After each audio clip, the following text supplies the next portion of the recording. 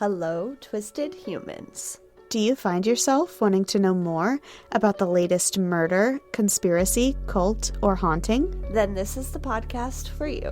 I'm Alecia. And I'm Sierra, and this is Twisted and Uncorked. Hello and welcome to another episode of your favorite podcast. This is episode 223, and I am delivering as promised. I have a fun holiday compilation for you guys today to make up for my serial killer Santa. When you are listening to this, it is 2 days before Christmas, so we just want to say Merry Christmas to our lovely, lovely twisted humans. If you don't celebrate Christmas, I hope you're still able to do something fun and be with your family. But before we get into this crazy episode, Sierra, do you have a fun fact for me? I do have a fun fact. My fun fact is that in Star Wars, Chewbacca is based on George Lucas's dog, who was an Alaskan Malamute named Indiana. And also, this dog named Indiana inspired Indiana Jones, which is like crazy for a dog to have done so much, you know? Right? What a legend. Thank you for that. That's What an funny inspiration. because I had a friend in high school that loved that loved Star Wars. Yeah. And his dog's name was Chewie because he looked like a little Chewbacca. So I love that Chewbacca was inspired from a dog. It's perfect. Full circle. My fun fact for you is that the Rubik's Cube was the best-selling Christmas toy in 1980. Which doesn't seem surprising to me because it is oddly satisfying and basically the first original fidget toy. Yeah. But the reason it caught my eye on this list of Christmas fun facts is because Kevin used to love his Rubik's Cube, and I don't know where it got lost along the way, so I saw one the other day and I got it for him as a stocking stuffer. So hopefully that'll make him happy. But speaking of happiness, so if you haven't noticed, we've been trying to bring you a drink related in some way to our case this week, or our case each week, since we migrated from rotating wines and sangrias. And since it didn't make sense for me to choose just one drink for a compilation episode, I told Sierra to make her favorite holiday drink, which leads me to say, are you drinking anything besides water? Well, I'm actually out of both my holiday drink and my water, unfortunately. I'm all empty because we did bitch and wine before this. But yes. What I was drinking is my favorite holiday drink, brought to you by a listener. Naria told me her hot chocolate recipe one year. I think it's been 2 or 3 years now. And A listener, a patron, a queen. it is the best hot chocolate ever. Okay. I have a new mug. I say new, but I got it from Goodwill. Sissy had a Christmas party and there were 8 girls here. And so I went to Goodwill and I got 8 mugs for 99 cents each and wrapped them all in bags that sort of were similar to the mug. And I had them pick a bag that they liked. And that's the mug that they got. One of the girls left hers here and I was like, does she want this back? No? Okay, cool. Cause I'm keeping it. It's pretty. Anyway, Naria's hot chocolate recipe is using, Abuela, I can't remember the exact brand, but it's Abuela something hot chocolate. Like it's compressed chocolate blocks and you put it in a mix of milk and heavy cream to melt it and then add cinnamon and nutmeg to it. And it's so good. It's my favorite hot chocolate. It is probably way too sweet and sugary and I shouldn't drink it, but for this special occasion I did. And it was great. I loved it. It sounds like something that brings joy, and that's something that's needed this time of year. What's your drink? I didn't have enough ingredients to make a second one, so I made half of a second one. Okay. But I combined 2 of my favorite holiday drinks, which is a Christmas sangria that Sierra and I made about a year ago, and a Christmas mule. So I have red wine, pomegranate juice, orange juice, and cranberry juice, which I know sounds crazy, but when you top it with ginger beer, it gives like a nice little bite and it's quite tasty. I ate all the fruit that was originally in here and I drank it, but it is in my little wicked cup, which is quite fun. Love. Yeah. My little wicked fish bowl that's really a useless cup for anything other than what I have today. So it's useless for anything but big cocktails. So that is what I am drinking because I love it. Even though I did kind of use a favorite Christmas drink of mine for my Naughty Santa episode. So, and my family and I do a cocktail, a signature cocktail every year. So I told my dad that that's what we were drinking because he always makes them up. He is the inventor of the Christmas mule and the little snow globe thing in my life. So Yes, yes. I know he's not the inventor of it in general, guys. God. But I think it's brilliant. And what is not brilliant is many of the people we are going to be talking about today.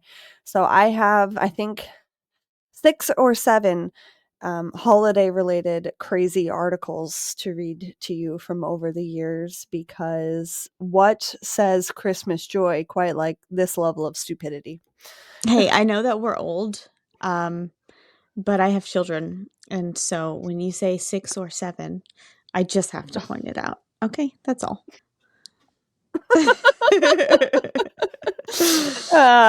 You know what? That wasn't even intentional, and I'm mad at Yeah, it myself never for it. is. It never is. It I think happens to that's me all I the think time. that's why it's a thing. That's why it's so funny. Yeah. They're just making fun of us is really what I'm learning. Well, that's fine. You guys can make fun all you want, but remember that I am the smartest one in this situation. So, we are going to take a quick break and we are going to get started. I didn't mean smarter than you. I meant than the people Yes, I'm I know. about to tell you about. It just was like, okay then. Yeah, just 1 star for you, bitch. You're not smarter than I me. am smarter than you because you thought of 6, 7. So this first one that I have for you is from December of 2010, which we should learn from this situation, and sadly we do not. A man nicknamed the Santa Claus burglar was rescued from a chimney naked after being there for nearly 6 hours during a botched burglary. Why? I don't know why he was naked. The article did not provide any information on that front. He was sentenced on Thursday morning, December 17th, to 17 months in prison. The jury did not necessarily buy his story that he had become stuck in the chimney while trying to retrieve his backpack. First of all, sir, how did your backpack end up in the chimney? Yeah, that's the Why are you problem. naked to get said backpack? There's a lot of follow-up questions. But Sean Chanel, 23, didn't help his cause when he cursed at the King County Superior Court Judge Helen Halpert as she prepared to sentence him for residential burglary. Then, for reasons that eluded even his own attorney, Chanel asked the judge to sentence him to nearly 2 years in prison. Defense attorney Suzanne Pickering sought a sentence of 15 months behind bars. She's like, no, this feels more reasonable. And she believed that her client had misspoke when he asked for a longer term. I just don't think this man is well. Seattle firefighters pulled a naked, I just wrote in my notes, why, Chanel from a rough-edged chimney after a neighbor reportedly hearing somebody yelling for help. Again, like I mentioned, it's unclear why he was naked, but it took medics 45 minutes to chisel away the bricks from the chimney to free him. Police say that he put a chair on a central air conditioning unit to get to the roof. So that's Uh, already risking your life. Why? yeah, that sounds dangerous. Why? His chimney predicament earned him the nickname Santa Claus burglar. And during his statements, the Seattle police claimed that a friend had tossed his backpack into the covered chimney and that he was merely trying to retrieve it. But police found the bag leaning against the garage door when they found him, so no. Jurors Hmm. debated for about 20 hours before finding him guilty of attempted burglary. His criminal history includes convictions of possession of stolen vehicle, drug violations, and according to charging documents, he was released from jail on an unrelated possession of a stolen vehicle charge. So I don't know. I don't know what that means, but he was released from prison on December 25th, which leads me to believe, is he Santa? No, he's not. But why was he naked? And you would Why think that was he people would naked? learn from this because this is not the first Santa Claus burglar that has earned this nickname for getting stuck in a chimney. Well, listen, if it's not the first, maybe at least one has succeeded. Uh, Doubtful that You he will was always get naked. stuck in a chimney. Let's just get that straight, peeps. You will Maybe always get the stuck in a chimney. maybe the nakedness was like, I'll be thinner. Oh, maybe. Maybe. I disagree though. I feel like clothes will help you slide better. I agree. Also, I just yeah, no, nothing about that is good. The second article is very similar. From December of 2017, where a California man was arrested after he slipped through a chimney to burglarize a local business but got stuck instead. Jesse Baroob, who police called Criminal Santa, called 911 to be rescued from a narrow chimney that he had crawled into on December 13th to allegedly gain access to the building. The Citrus Heights Police Department said that in the news release that he had wiggled just enough to be able to get his cell phone and called for help. And firefighters had to use special equipment to free the 32-year-old suspect, which, according to authorities, he was not injured and was later arrested for burglary. His nose in his mugshot, I shit you not, has soot all over it as well, so that's just fantastic. I will show you. That's great. But I feel like idiot criminals are just always going to do something stupid because we did not learn from it. Also, I get claustrophobic, so this could never be me. This next article that I have for you happened slightly after Christmas, but you will understand why, and it comes from January of 2008. It is directly from the Canada Post website, so a governing agency, and it states, Canada Post has identified the rogue elves responsible for rude letters from Santa that were mailed to Ottawa area children in December of last year. The Crown Corporation said on Thursday. The culprits responsible for writing and mailing at least 10 inappropriate letters containing curse words and descriptions of lewd acts were actually other minors. Canada Post was horrified at the news last month that some recipients from mail from Santa had received inappropriate letters signed Santa's elf. Oh no. Canada Post just wanted to issue a public apology to those families that were affected, and we also publicly announced that we would take every step to find the person or persons responsible. Never in a million years did we think that these were fellow children writing these letters. Oh my gosh. So, thus, no charges were pressed. But Is it apparently, is mail issues a federal crime in Canada as well? yes. Yeah, So, that is so nothing. serious here. I know, it is super serious, and especially because it went to kids, it was Right. taken seriously, but it was like a whole epidemic that I remember when I was in high school hearing about this, so Oh that's my why I thought it gosh. was really funny that I came across Yeah. this article and I just had to share that, the cruel elves are actually just ridiculous teenagers. I mean, it feels like a harmless prank, but and speaking of children, this next article is from December of 2006 featuring the title Boy Booked for Opening Christmas Present. Oh. On December 6, 2006, a 12-year-old boy had a lot of explaining to do after he opened his Christmas gift without permission. His family called the police when they discovered what happened, and now they're hoping the boy's arrest will set him straight. I think Mm. the parents took this too far, but we will get to it. Yeah, what the hell? By the time he got caught unwrapping the Nintendo Game Boy Advance, it was too late. Brandy Irving, Brandon's mom, was fed up. He said he just didn't know where the game was, and I said, "Well, I'm going to call the police then." When officers showed up, the boy fessed up, telling them that he had opened his present from his great-grandmother. He was charged with petty larceny, and his mom insisted that police take him away. So mean. Are you kidding? This poor kid's gonna need some therapy. Quote, And they an put me in expunged handcuffs record. and took me back into the back of a police car and took me to the station. It's where the sixth grader sat for 4 hours till his mom picked him up after she had gone to church. I was hoping he would be scared enough to say, "Look, I'm sorry. I won't do it again." And it actually worked a little bit.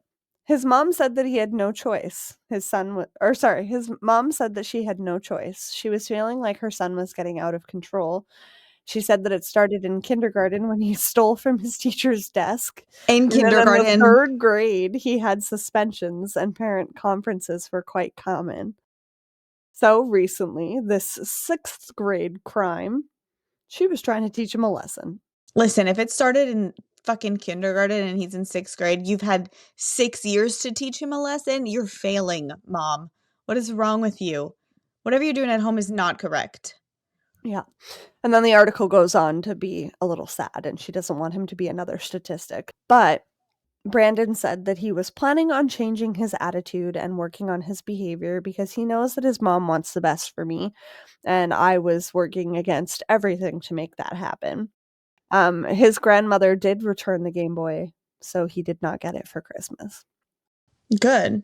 That's step 1. That would have been enough of a step, if you ask me, but Yeah. I just Probably should have done that in kindergarten, lady. And it's like, I get it. Like, kids that do shitty things, like my coworker had this whole trip planned for her 2 kids, and she's a single mom, and they both Mhm. were, like, lying and being shitty kids. So she canceled the trip right in front of them. She's like, "No, you don't get to go Oh, because you're gonna be a gosh. shitbag." Yeah. It's hard to have kids, It is. okay? I don't doubt it. But, I am not a parent, and I feel as though my judgment is accurate here. I feel like that's too Yeah. much. Yeah, that's too much. And speaking of judging, I am also judging this next lady. Uh-oh. This article comes from December 2011 with the title, Woman Stabs Victim with Ornament. With an ornament? Yes. Jesus. The Christmas spirit was all around on Sunday during a Christmas craft fair in Southington until a woman stabbed another woman with a Christmas ornament. Ruth Wagner, 55, is accused of stealing several items at a craft fair in Aqua Turf and used a seashell ornament to stab somebody who was trying to block her from fleeing the scene. Oh my God. Police responded to the facility, known for hosting weddings, at 3:45 p.m. after getting a call for larceny. When they arrived, they learned that a vendor who had suspected that she had stolen from her was watching the woman and saw her take a seashell ornament with a long tail feather from another vendor. When she approached the woman about the alleged thefts, the woman tried to run, but the vendor yelled for somebody to stop her. Another woman, who was just trying to be a good Samaritan and stopped the door for Wagner, was stabbed in the forearm with the seashell ornament. The victim is expected to make a full recovery at the local hospital, but unfortunately, a piece of the seashell became lodged in her arm. Oh The no. woman did flee, but witnesses got her license plate number, which led police to her home. They charged her with robbery in the 1st degree, assault in the 2nd degree, reckless endangerment in the 1st degree, larceny in the 6th degree.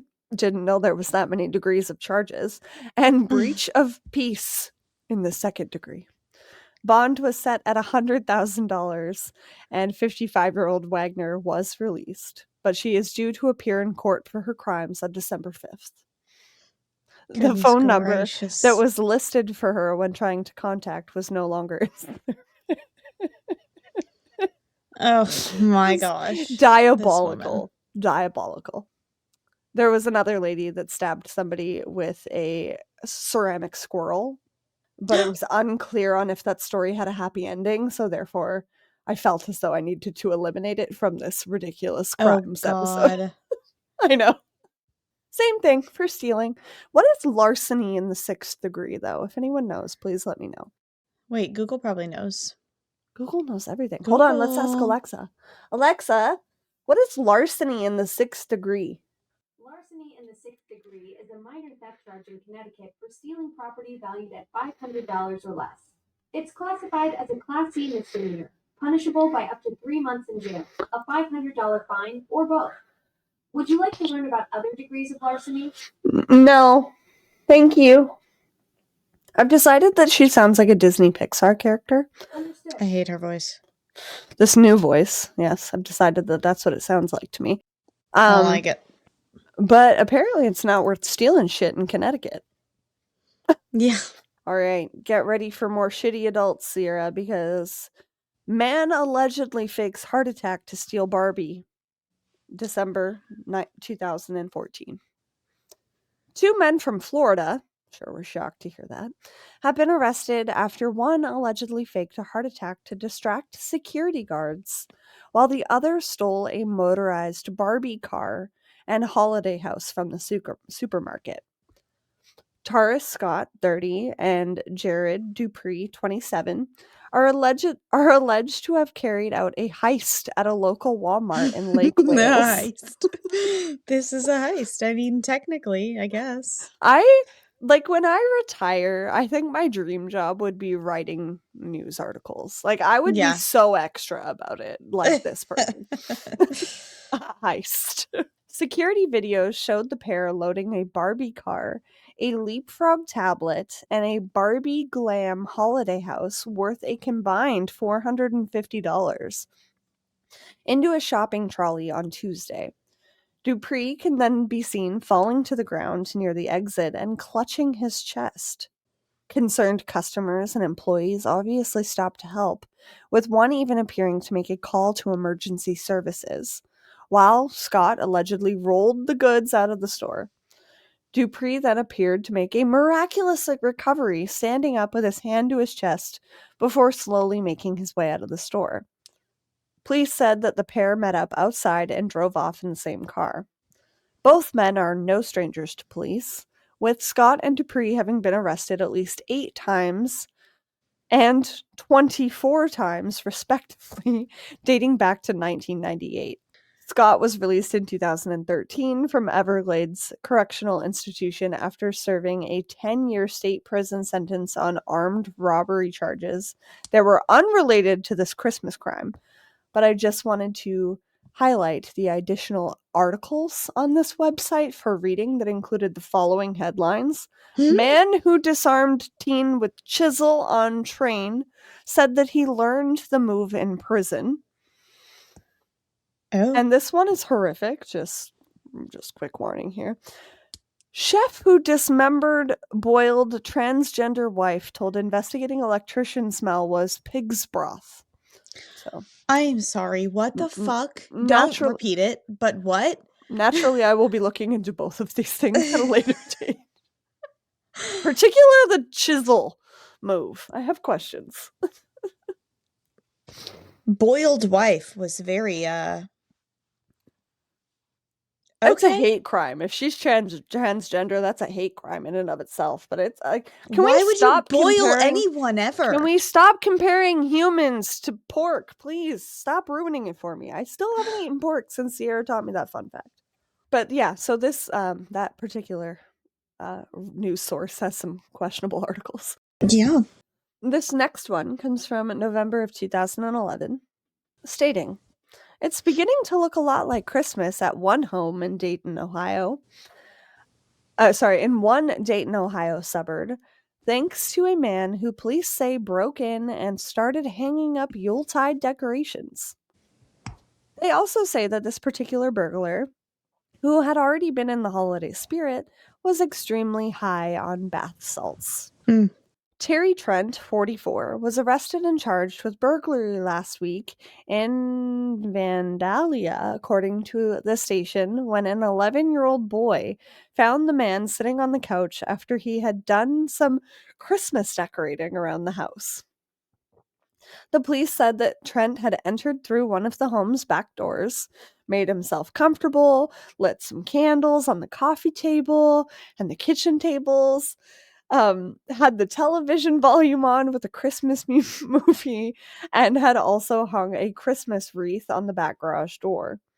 When discovering that he was watching television and playing with the boy's toys, the 11-year-old called his mother, who was next door at a neighbor's house, saying that there was just a man in their living room. Drugs are bad, guys. Drugs are bad, and I think the kid was probably pissed that he was playing with his toys. This is not the first time we've heard a story very, very similar to this one. I almost thought, we've done this already. No, it was the guy that broke in and cleaned the house. that was also high. I think there was one that broke in and decorated before. Oh. But not this one. I don't remember an 11-year-old boy, and I don't remember a Christmas movie. But yeah, guys, drugs are bad.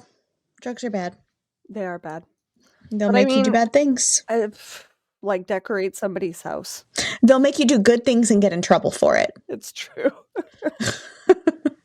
The mother told police that Trent had attempted to be polite to the boy, but he was arrested without incident. The police did find that he was carrying a pocket knife, though. He had said, "I'm sorry, I didn't mean to scare you. I'll get my things and go," is what he told the boy's mother. One man who was working with Trent last week described him as a very caring person involved in Boy Scouts and the local church program to help convicted felons currently in prison. But he wasn't acting well that day. He says that people that know Trent personally describe him as being mentally unstable at times. So police indicated that Trent, who is being held in the county jail, does have a history of drug charges. But his mental state at the time was taken into consideration, and he was released on bond. Drugs are bad. Drugs are bad. But he does sound like he felt kind of bad about it. But yeah, can you imagine just being like a kid, like right before the month of Christmas, and just like hearing a Christmas movie, going downstairs and seeing a strange man who had decorated your house for the holidays playing with your toys on the living room floor? It's just like, huh? I have so many questions. And we're going over to Chile for this next story. Chile police seize a 6-foot-tall pot Christmas tree in a drug raid. Speaking of drugs are bad. Police in Chile have arrested a 50-year-old woman on drug trafficking charges after a raid on her residence produced a tall marijuana tree that was decorated in the best Christmas spirit, complete with presents at its base. The police in San Bernardo have confirmed that the hostess, Angelica Navarro Pereira, kept 21 cannabis sativa plants just over 1.5 meters tall at her home, with the biggest one being almost 2 meters, plus 29 bags of marijuana that she had banded for sale. Police also seized 250,000 pesos, which is about 4,000 American dollars. And to protect her treasure, the woman kept 2 homemade shotguns consisting of 2 metal tubes each, with respective firing pins. That didn't help her case. The investigation into her alleged illegal cultivation and sale began about a month ago. But let's just say that police were not expecting to find a nearly 6-foot marijuana Christmas tree decorated in her home. She is facing drug and trafficking charges. I mean, it's I will kind show of you cool. all of the photos of these at the end because I was impressed. I was like, Yeah, that looks great. It's kind of cool, but at the same time, again, like we still gotta follow the laws, though, guys. Come on. I mean, I'm all for eclectic Christmas trees. Like Kevin's uncle used to decorate the big Diefenbachs that we have, and that looked really cute. Yeah. I mean, I guess just maybe not a weed Christmas tree. Or also, like, isn't that a fire hazard? Like, if the lights side. get hot, like, are you not just like risking your product at that point? Questions. Yeah, don't sell drugs. Don't do it. Yeah. So this last one that I have for you guys is the following story. It is from December of 2012, and it has the following headline. Man arrested after stealing pocket full of snakes for Christmas present. Pocket full of snakes. How big are the snakes and how small are the pockets? I'm not going to lie to you. Every single one of these articles was chosen because of their headline. Yeah. A man who police said burglarized a pet store was unable to slither too far from the scene of the crime. Police said that the man stole 3 snakes, and they weren't your garden variety snakes. Police said that Donald Legace Jr. stole a ball python and 2 boa snakes after breaking into the store. His pocket? I don't know. It's not a pocket full of snakes, I'll tell you that much. Oh my god. According to the Slidell police, they received a call in reference to burglary at Delta Pet Store in I'm not going to give the address because I don't want people to bother them.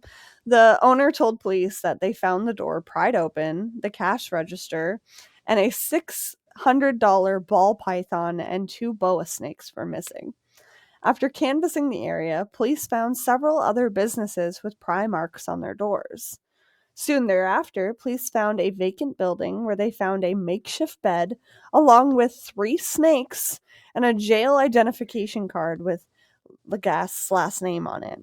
Police say that he was recently released from jail on burglary charges. Which we really didn't get that far, guys. When he was located and arrested by detectives, he said that he had admitted breaking into the Delta Pet store and had stolen the snakes as a Christmas present for his son. Not buying your story, sir. You brought them to your homeless camp. Why do you need snakes? Why do you need Why does 3 your snakes? son need snakes? Why do you need a boa or a ball python and 2 boa constrictors? Like, that's just not... That's not something that man needs. I think your son's mother would be upset. For sure. It's like the episode of Friends when Joey gets a tarantula. Like, no one's happy. So that is my funny little lighthearted way that I wanted to end our holiday season episodes, and I hope Sierra enjoyed the compilation that I picked for her today. Very fun. Even though I can't speak English, but I think we've got several takeaways here. Don't do drugs and don't steal a pocket full of snakes because it's not going to help. Yeah, let's just not put snakes in our pockets. And you are always going to get stuck in a chimney. Wear clothes to help you slide. Yeah, why? I still have questions as to why he was naked. And the fact that there was like 7 other articles that were similar, I'm like, yeah, earned nothing. And I hope everybody has a lighthearted, crime-free Christmas. Yeah, please crime-free. Crime-free Christmas to everyone. Crime-free Christmas to everybody. I'm going to call this a murderless episode. But before we roll on out of here, what are your Christmas plans, Sierra? Do you have anything fun going on? I don't have my sissy for Christmas Day, so instead we are celebrating Christmas after Christmas, and we are going on a vacation. My children get a yes day, I get a yes day, Jesse gets a yes day, and we're going to be up in the Georgia mountains for a week. So I'm excited. Really fun and really pretty. I'm excited for you. This is so usually my family works around Brianna's family's Christmas in terms of a line, and my mom works in healthcare, so she doesn't necessarily always get Christmas off. So we try and negotiate. So we usually celebrate Christmas Eve, and then Kevin and I have our Christmas Day here. But this is the first year that we're actually spending Christmas Day there. And it's also the first year that they're releasing a second chunk of Stranger Things. So this feels rude. Right. It feels like another 2025 fuck you, really. So at no, I love my family so much and I'm honored to spend Christmas with them. But at 5 p.m., me and Kevin will be sitting down on the couch with 0 context and telling everybody to shh. Yeah. They'll figure it out. They'll figure it out. They'll catch up. So on that note, here's hoping for positivity, guys. And a happy new year, and we will see you next week for Sierra's episode.